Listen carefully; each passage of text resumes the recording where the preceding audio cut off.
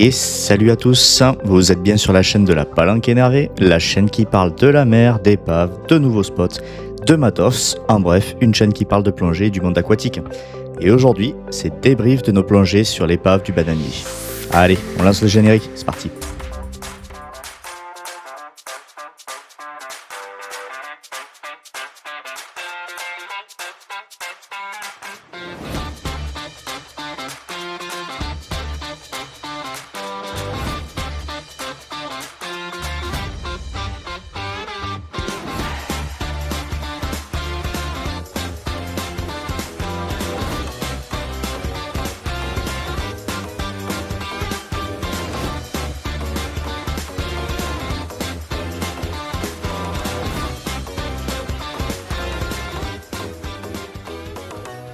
Donc aujourd'hui, c'est retour de nos plongées sur la plus belle épave de la Côte Vermeille, l'Alice Robert, le bien nommé bananier.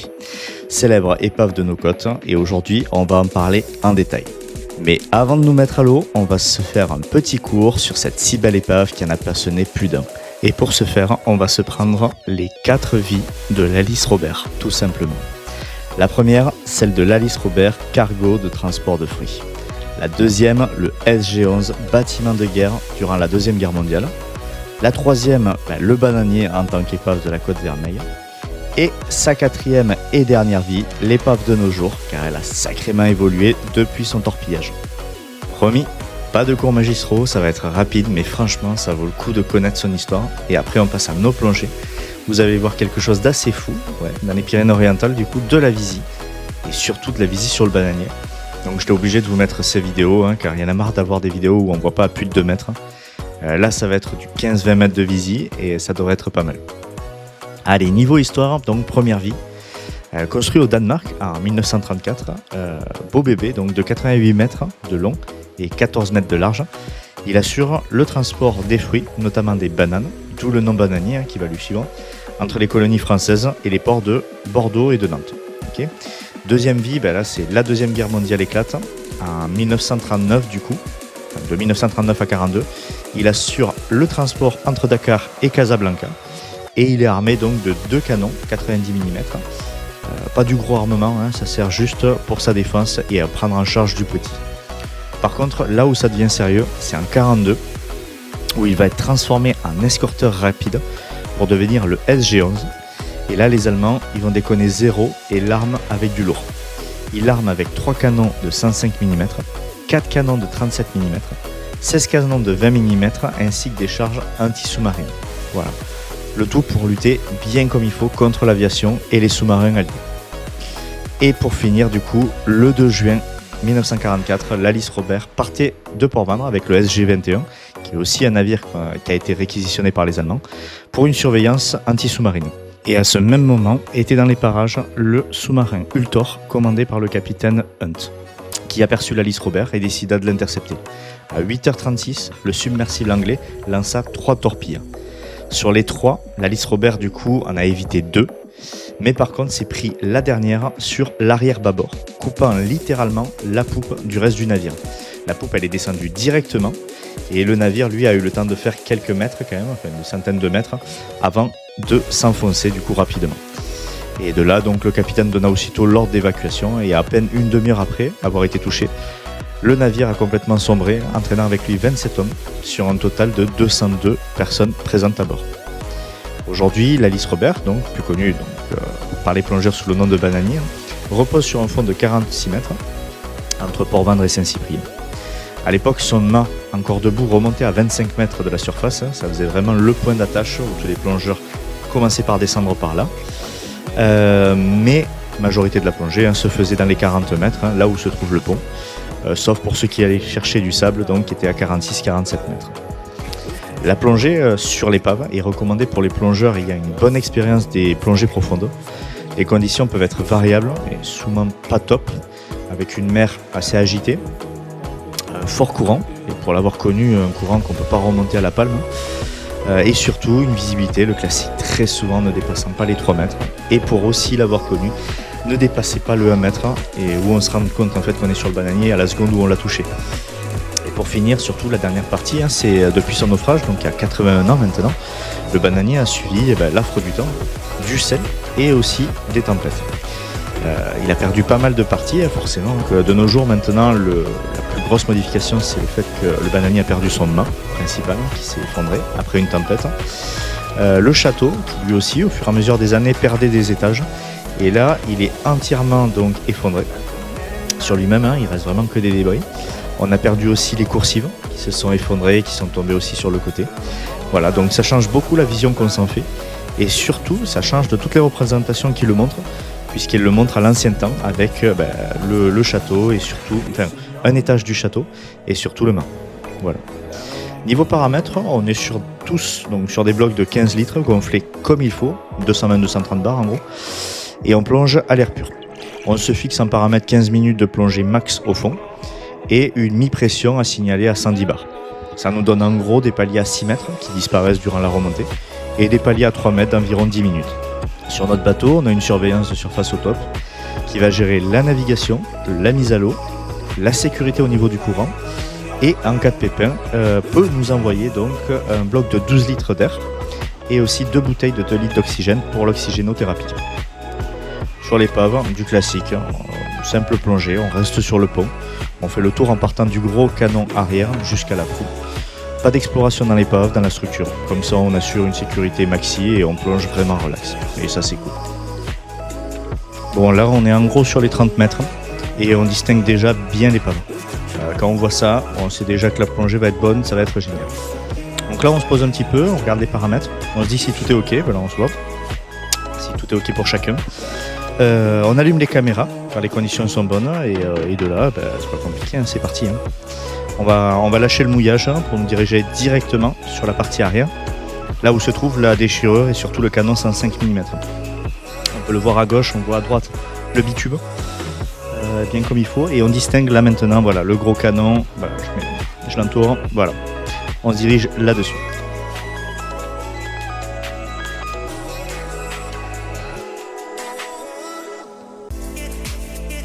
Ok, donc là voilà, on est bien dessus, on est sur la déchirure. Hein. On peut admirer donc le gros canon arrière de 105 mm qui est encore bien protégé hein, par ses plaques de blindage. Il est installé au centre du gaillard hein, avant et impose le respect. Là c'est assez costaud. Bien sûr autour de nous donc une faune de folie hein, avec des centaines de sardines, des anchois, des bogues et des castagnols. Voilà, là je mets un petit peu l'image, donc on se situe sur l'arrière, donc l'arrière bâbord du bananier. Ok, donc là on passe avec la caméra, donc j'alterne entre la caméra 360 et la caméra d'action. Donc là voilà, on se dirige en fait tout simplement vers le bicanon et la cuisine. On voit que c'est toujours aussi clair, hein, toujours autant de poissons. Sur la droite, on peut observer les claire-voies. Voilà, on en voit une là.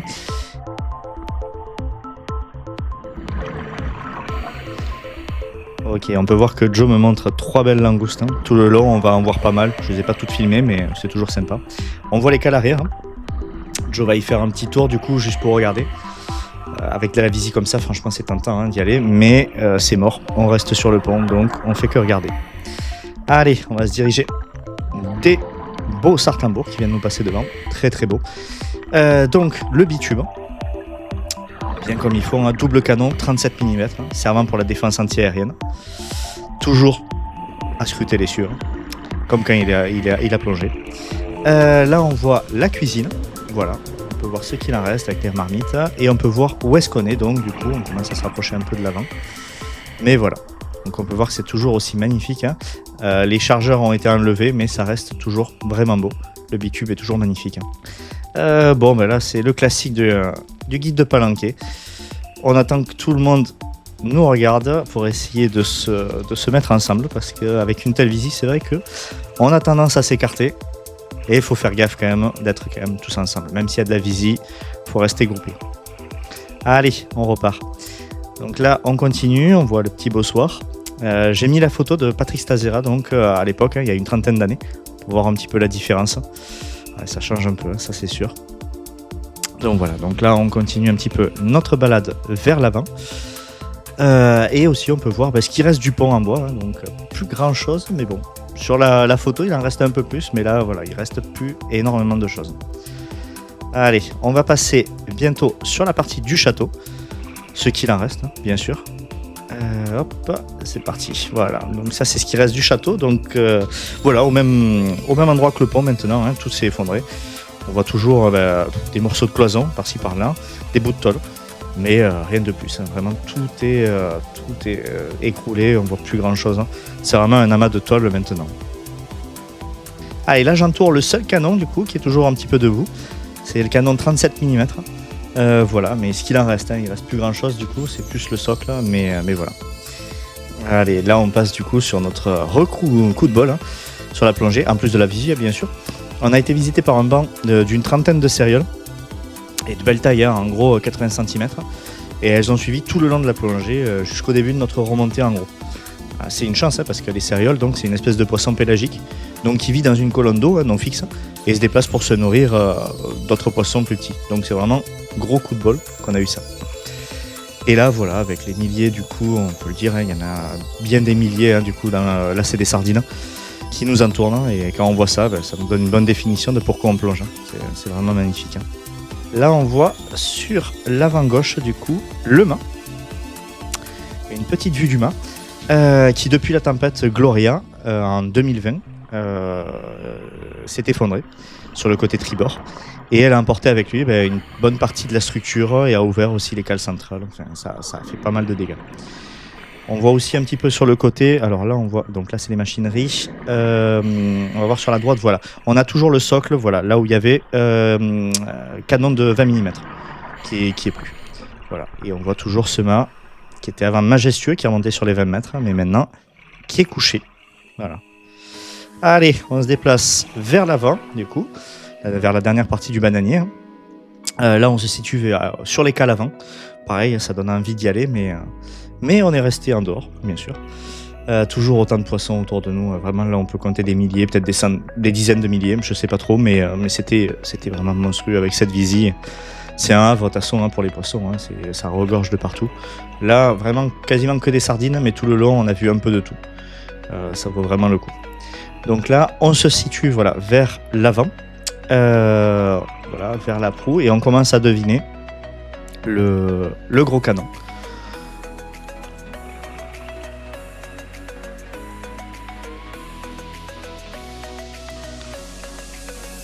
Allez, voilà. Donc là, on est sur la dernière partie du bananier, le gros canon avant, lui aussi de 105 mm.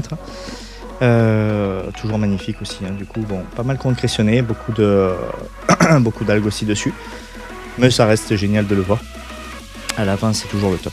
Pour cette plongée, on n'est pas allé plus à l'avant, mais à savoir que les deux ancres du coup du bananier sont. Bon, là, c'est un gros tour là. Voilà, fini là. Voilà, fini le vomi, c'est bon, c'est recentré. Je disais du coup qu'on n'est pas allé à l'avant, plus à l'avant, mais il y a toujours les deux ancres qui sont présentes à la proue du navire et elles sont très belles. Pareil, pas mal de concrétion et d'algues, mais ça reste super de les voir. Donc là, vous les verrez pas, mais pour une prochaine, il faudra que je regarde ça. Voilà, là on voit que je m'écarte un petit peu pour essayer de prendre Christophe et Joe en photo et en film du coup avec le gros canon. Allez, à partir de maintenant, je vais arrêter de parler, je vais laisser le film tourner. On va faire un retour jusqu'au bitube, jusqu'au mouillage, tout simplement. Et je vous laisse regarder un petit peu tout ça. Je vais mettre un peu en accéléré. Et voilà, et je vous reprends sur la remontée. Allez, à de suite.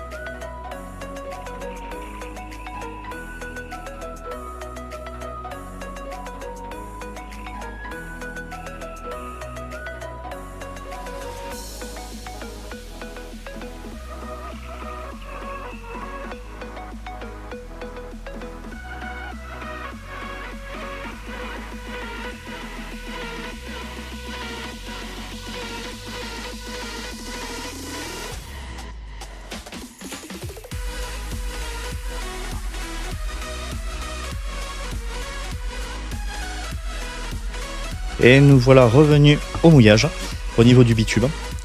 Assez facile de le retrouver, vu la visite. Donc là, on se fait signe fin de plongée. Et c'est parti pour une remontée. Donc, une remontée plutôt tranquille. Parce que honnêtement, on a fait un beau tour quand même. Mine de rien, on y est resté 40 minutes. Donc voilà, donc on se le prend très tranquille sur la remontée. Surtout à partir des 20 mètres, bien sûr. Voilà, on aura eu des paliers de 6 mètres qui vont vite disparaître. Par contre, des paliers de 3 mètres qui, eux, vont rester. Et en gros, on va être sur du 10 minutes. 10 minutes de palier. Voilà, donc là, on est sur la zone des 5 mètres et c'est là où on va attaquer ces paliers-là. Bon, toujours pareil, les paliers, c'est toujours un moment assez chiant de la plongée. Parce que se regarder dans le blanc des yeux pendant 10 minutes sans pouvoir se parler, il y a vraiment mieux. Mais bon, c'est pour le mieux pour nous et pour notre santé. On dégage la sursaturation en azote, voilà, et comme ça on peut revenir en bonne santé au bateau et tranquille. Voilà. Donc là, on peut se voir du coup, bon on est tranquille, on est au mouillage, on est bien tenu. Et pas la peine d'envoyer donc les parachutes, puisqu'on avait ordre du coup, avec la surveillance de surface, s'il y a le moindre problème, on envoie 2 parachutes et on peut de là lancer les secours et nous envoyer des bouteilles. Mais là, on est bien, tout se passe bien, donc on va rester tranquillement au palier. Là, je fais signe du coup, voilà, qu'on reste stable pour effectuer nos paliers. Et je demande les paramètres à tout le monde. Pour être sûr, je le regarde moi directement sur l'ordinateur. Comme ça, moi, ça me permet de voir un petit peu comment fonctionnent les ordis. Et surtout, ça permet d'éviter en fait, les problèmes liés aux signes. Voilà, parce que des fois, il y a un petit monde entre ce qu'on peut dire au niveau des signes et la réalité. Voilà, donc là, on est parti pour une dizaine de minutes, donc un palier, tranquillement. Allez, petite remontée qui signe la fin de notre belle plongée. Un beau signe OK pour la surveillance de surface qui nous attend depuis un petit moment.